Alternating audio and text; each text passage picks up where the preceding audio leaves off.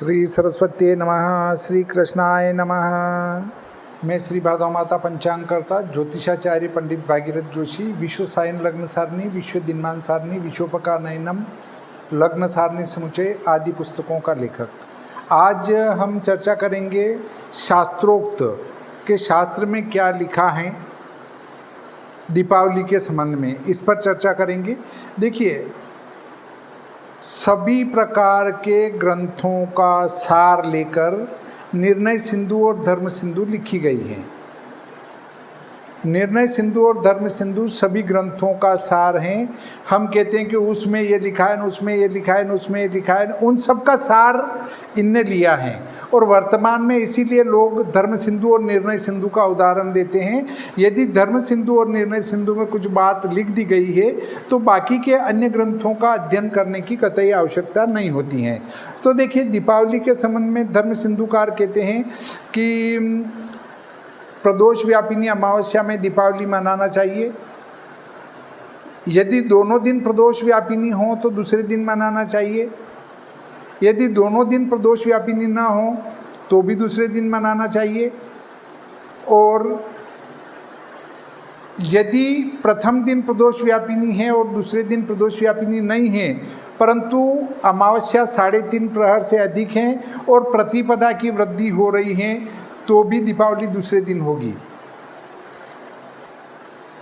अन्य स्थिति में पहले दिन दीपावली होगी। तो इस वर्ष 3.5 प्रहर से अधिक अमावस्याएं और प्रतिपदा वृद्धिगामिनी है। इससे दूसरे दिन अर्थात 21 अक्टूबर 2025 को दीपावली होगी। और कुछ लोग ये कह रहे हैं कि 20 अक्टूबर की दीपावली जो है कि छुट्टी सरकार ने घोषित की है। तो सरकार में ऐसा कोई विद्वान ज्योतिषी नहीं बैठा है जो बता दे कि भाई छुट्टी 21 को रहेगी या 20 को रहेगी। अब सरकार में किससे शास्त्रार्थ किया जाए? कोई शास्त्रार्थ करने वाला नहीं है। इसलिए सरकार ने कब की छुट्टी घोषित की है इस पर विचार नहीं करेंगे। दूसरी बात, कुछ ये कह रहे हैं कि निशित व्यापिनी अमावस्या किस दिन मिल रही है उस दिन मनाएंगे। तो सन 2027 में प्रदोष व्यापिनी अमावस्या तो रहेगी अमावस्या वाले दिन, और निशित व्यापिनी रहेगी चतुर्दशी के दिन। तो क्या वो निशित व्यापिनी अमावस्या कहने वाले चतुर्दशी को दीपावली मनाएंगे सन 2027 में? इस पर विचार अवश्य कर लें। और एक भाई साहब ये भी कह रहे हैं कि आप ग्रुपबाजी कर रहे हो। भाई, धर्मशास्त्र में लिखा हुआ हम बता रहे हैं, आप वो पढ़ना ही नहीं चाहते हैं। तो आपको जब आपकी बात हम नहीं मान रहे हैं और शास्त्र की मान रहे हैं तो आपको ये हजम नहीं हो रहा है कि हम कहें वो करें। अरे भाई, आप एक बार पंचांग तो निकाल के बताओ कि हमने ये पंचांग निकाला। ग्रुपबाजी तो आप कर रहे हैं कि इस पर अपना स्वीकृति दें। अरे स्वीकृति किस बात की? कोई स्वीकृति दे न दे, अकेला व्यक्ति भी हो तो भी वो शास्त्र की बात को करे। 99 व्यक्ति अगर शास्त्र विरुद्ध बात करते हैं और एक व्यक्ति शास्त्र सम्मत बात करता हो तो उसको स्वीकार करना चाहिए। अब देखिए, आप कहेंगे कि गत वर्ष भी दीपावली एक दिन पहले मनाई, इस वर्ष भी जनता एक दिन पहले मनाएंगे और आपको नकार देंगे। जनता हमको नकारती है या हमारी बात मानती है, हमें उससे कोई लेना देना नहीं है। शास्त्र में क्या लिखा है हम वो पंचांग में लिख रहे हैं। उसके बाद जनता एक दिन पहले मनाए, 2 दिन पहले मनाए, 1 दिन बाद मनाए, उससे हमारे कोई फर्क पड़ने वाला नहीं है। चाहे जनता 20 को मनाए, और मुझे भी पता है कि जनता 20 को मनाएगी। और जिस दिन मैंने दीपावली पंचांग में लिखी थी उस दिन भी मुझे ये पता था कि बहुमत जनता का 20 के संबंध में जाएगा और 20 को जनता दीपावली मनाएगी। मेरे लिखने से अगर एक व्यक्ति भी सही दीपावली मनाता है तो मैं उसमें ही अपने को धन्य समझूंगा। और कोई भी मेरे लिखने से नहीं मना रहा है तो मैं तो मनाऊंगा ही, उसमें ही मैं सफल हूँ। अब आप कहेंगे कि शास्त्र में कहाँ लिखा है, तो शास्त्र को मैं पढ़ के सुना देता हूँ।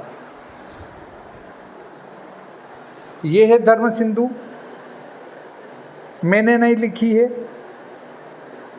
ये है खेमराज श्री कृष्णदास प्रकाशन की, और इसके पृष्ठ क्रमांक 177 पर लिखा है, एवं उभयत्र प्रदोष व्याप्ति अभाव एपि पुरुषार्थ चिंतामणो तु पूर्वत्रेव व्याप्ति रीति पक्षे परत्र याम त्रयाधिक व्याप्ति दर्शे दर्शापेक्षया प्रतिपद वृद्धि सत्वे लक्ष्मी पूजादिकमपि परत्रे वेत्युक्तम एतन्मते उभयत्र प्रदोष व्याप्ति पक्षेपि परत्र दर्शस्य सार्ध याम त्रयाधिक व्याप्तित्वात् परेव युक्तेति भाति। इसमें अब आपको अगर संस्कृत समझ में नहीं आई तो मैं आपको हिंदी अर्थ पढ़ के सुना देता हूँ।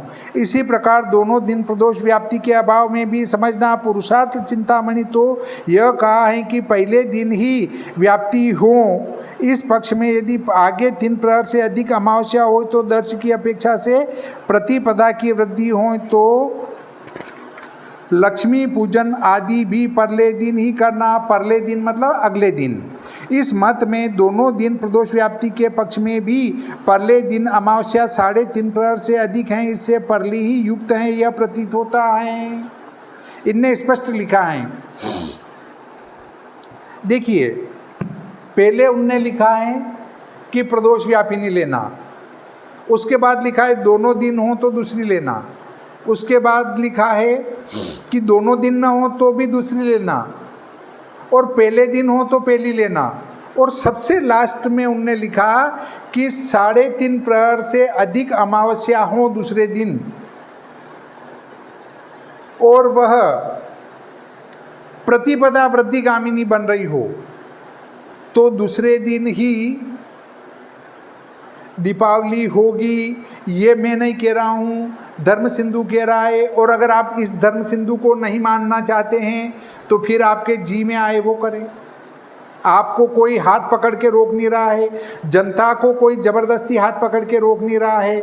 जनता चाहें तो 19 अक्टूबर को मनाएं, 20 अक्टूबर को मनाएं, 21 को मनाएं, 22 को मनाएं, सभी स्वतंत्र हैं।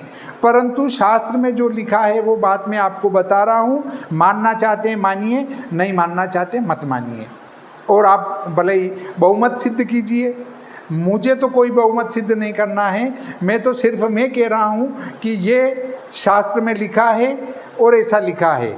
अगर अंतिम में ये लाइन लिखी गई है कि 3.5 प्रहर से अधिक अमावस्या हो और प्रतिपदा वृद्धिगामिनी हो तो दूसरे दिन ही लक्ष्मी पूजन करना चाहिए, तो उसके पहले जितने वचन लिखे गए हैं वे स्वतः निरस्त हो जाते हैं। अब श्री भादव माता पंचांग में तो क्या लिखा है वो मैं नहीं कह सकता, मैंने तो 21 अक्टूबर ही लिखी है। ये ऋषिकेश पंचांग है आपके वाराणसी का। इसमें हम गणित करके देखते हैं कि इसके अनुसार दीपावली कब आती है। तो देखिए,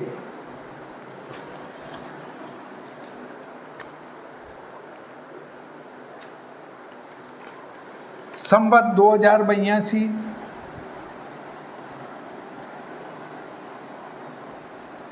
कार्तिक कृष्ण पक्ष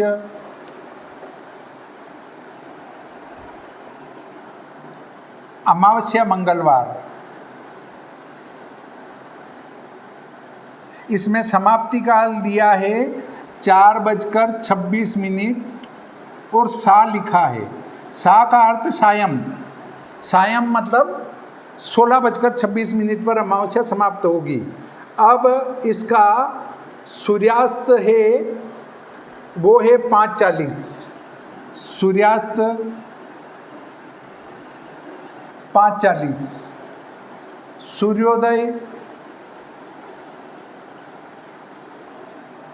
सूर्योदय है वो 6:20 है। सूर्यास्त में से सूर्योदय घटाएंगे 12 और 5 17:40, इसमें से सूर्योदय घटाया 6:20 तो बचा 11:20। अब इसके 4 भाग करेंगे, 4 प्रहर निकालना है। सार्ध त्रियामा 4 याम होते हैं, उसमें से 3.5 याम, तो भाग लगाया 4 का, 4 दूनी 8, 11 में से 8 गए, 3 गुणित 60 धन 20, तो 200 हो गए, 4 पंजो 20, 250। तो सूर्य उदय तो ये है और सूर्य अस्त ये है। तो देखिए सूर्य उदय में 3.5 प्रहर जोड़ देंगे तो देखिए सूर्य उदय 6:20, इसमें पहला प्रहर, दूसरा प्रहर, तीसरा प्रहर और 3.5 प्रहर, मतलब इसका आधा, 2 का आधा 1, 50 का आधा 25, ये सब जोड़ देंगे। अगर इस समय से बाद में अगर आपकी अमावस्या समाप्त हो रही है और प्रतिपदा वृद्धि हो रही है तो दीपावली आपकी अमावस्या को ही होगी, 14 को नहीं होगी। 5, 2, 5, 7 और 5, 12, 5, 17 और 2, 19, 1 और 2, 3, 2, 5, 2, 7 और 6, 13, 6 × 18, 195 मिनट के घंटे बना देंगे तो 13 और 3 घंटे हो गए 16, 16, 15, मतलब 4:15 पर 3.5 प्रहर समाप्त हो जाएंगे। और यहाँ 4:26 तक अमावस्या है, अर्थात वाराणसी में भी 3.5 प्रहर के बाद तक अमावस्या हैं। और इनका प्रतिपदा की समाप्ति क्या है? प्रतिपदा की समाप्ति इसमें सायं 6:18 है, सायं 6:18 है, मतलब 4:26 से 6:18 ज़्यादा हो रहे हैं, प्रतिपदा वृद्धिगामिनी हो रही है। इससे वाराणसी में भी दीपावली अमावस्या को ही मनाई जानी चाहिए, परंतु वाराणसी के विद्वानों ने मिलकर ये निर्णय लिया कि 14 को मनानी चाहिए। तो उनका निर्णय शास्त्रीय दृष्टि से उनके हिसाब से सही होगा, इसलिए उनने ये निर्णय लिया और मैंने धर्म सिंधु के आधार पर ये निर्णय बताया। तो देखिए वाराणसी का मैंने गणित करके आपको बताया, वो भी वाराणसी के पंचांग से ही, सूर्य सिद्धांती पंचांग से ही गणित करके बताया। तो उसके अनुसार भी दीपावली अमावस्या को आना चाहिए। मैं ये नहीं कह रहा हूँ पंचांग में गलत लिखी है, वहाँ के विद्वानों ने जो शास्त्र पढ़ा उसके आधार पर जो लिखा उनके हिसाब से वे सही हैं, और मैंने जो शास्त्र में पढ़ा उसके अनुसार मैं सही हूँ। फिर भी मैं गलत लगता हूँ आपको तो आप अपने स्तर से दीपावली मना सकते हैं, किसी पर कोई ज़बरदस्ती नहीं है। देखिए आप कहेंगे कि सौर सिद्धांत को ही मानना चाहिए, कुछ विद्वान ये भी लिख रहे हैं लेखनी में कि सौर सिद्धांत को ही मानना चाहिए।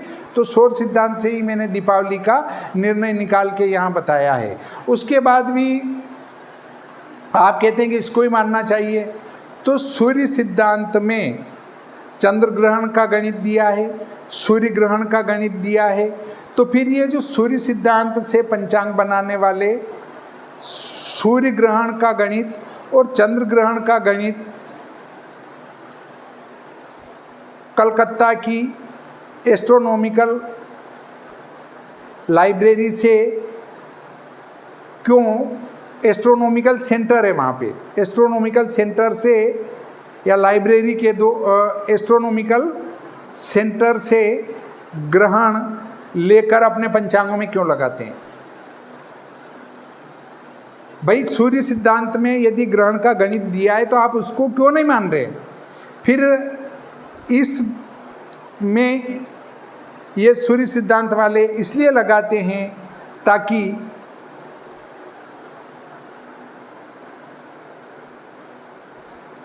दिखने वाली चीज को बता सकेंगे, देखो हमने लिखा वो सही है। परंतु मेरा किसी से कोई विरोध नहीं है।